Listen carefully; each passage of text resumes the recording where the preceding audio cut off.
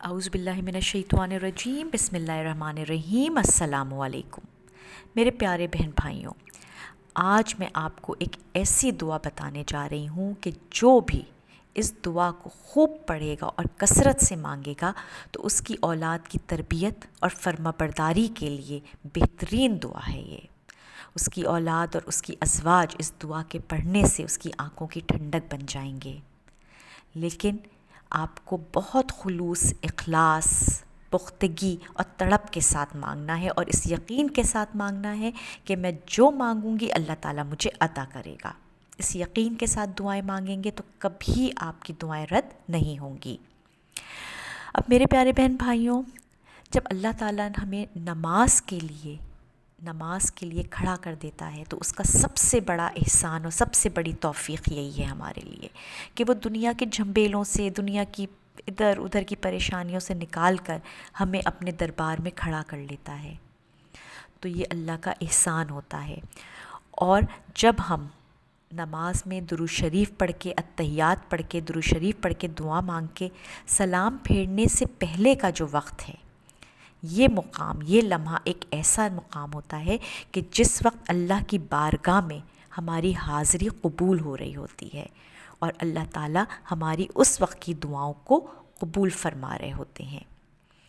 اتحیات کے بعد جب ہم درود شریف پڑھ لیتے ہیں تو پھر ہم ایک آٹومیٹک مشین کی طرح وہ ربنا آتنا پڑھ لیتے ہیں، جبکہ اس وقت اللہ تعالیٰ فرماتا ہے کہ یہ تو رخصتی کا وقت ہے، اے میرے بندے تو جاتے جاتے مجھ سے مانگ لے،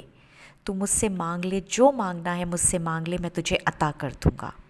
یہ وہ موقع ہوتا ہے، یہ وقت ہوتا ہے کہ جس وقت اللہ تعالیٰ ہماری دعاؤں کو سنتا ہے، اور یہ بڑا ہی قیمتی وقت ہے، اور اللہ تعالیٰ ہمیں اس وقت ہماری دعاؤں کو جو قبولیت کا شرف دیتا ہے وہ تحفتاً دیتا ہے۔ اب آپ سوچئے کہ جب ہم دنیا میں کسی کے پاس جاتے ہیں، کسی بادشاہ کے محل میں چلے جائیں یا کسی اپنے رشتہ دار کے یہاں چلے جائیں، تو جب ہم واپس ہونے لگتے ہیں، رخصتی کا وقت آتا ہے، تو وہ ہمیں کچھ نہ کچھ اپنی حیثیت کے مطابق تحفے دے دیتے ہیں۔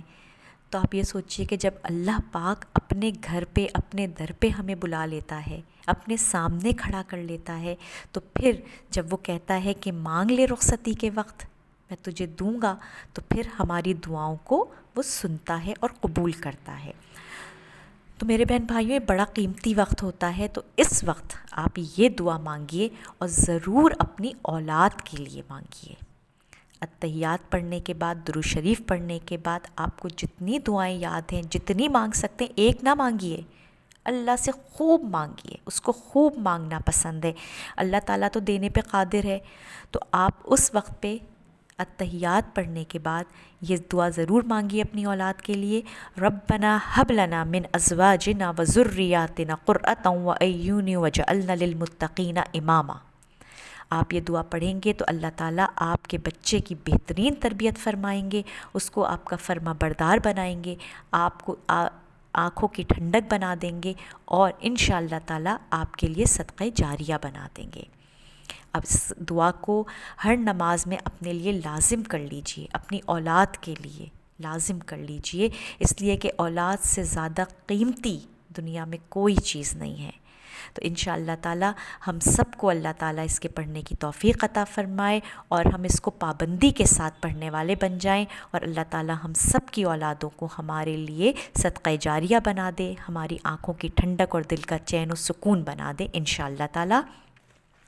آخر میں شرط وہی ہے کہ آپ نے نماز کی پابندی کرنی ہے، استغفار کی کثرت کرنی ہے، مجھے اپنی دعاؤں میں بہت یاد رکھنا ہے، اور اسرائیلی پروڈکٹس کا بائیکاٹ جاری رکھنا ہے۔ اپنے فلسطینی مجاہدین بھائیوں کو اپنی دعاؤں میں یاد رکھیے گا،